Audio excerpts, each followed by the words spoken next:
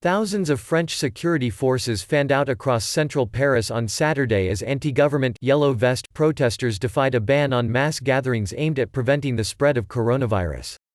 In a televised address to the nation on Thursday, President Emmanuel Macron announced school closures and urged people to avoid close contact for fear of propagating the virus that has killed 79 people in France and infected more than 3,600.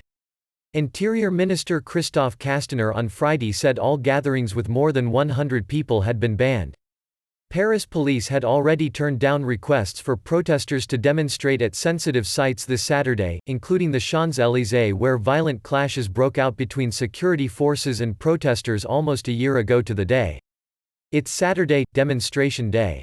Some people think that the coronavirus won't touch them and refuse to respect the advice, said a riot police officer in front of a heavily armed vehicle blocking the road that leads to the presidential palace.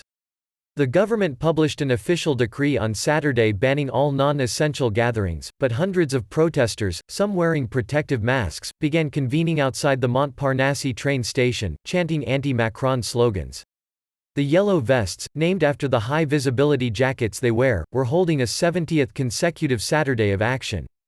The movement emerged late in 2018, triggered by fuel tax rises, and swelled into a revolt against Macron's government. While protests are now much smaller, anger at Macron's government remains. Saturday's demonstration serves as a reminder to the president a day before voters are set to go to the polls in local elections. The elections are an important test for the former investment banker, with opponents now particularly angered by his plans to reform the French pension system. His party is not expected to do well. "We had to come and mark the day to tell Macron that we're still here and that we won't accept his pension reform," said one pensioner.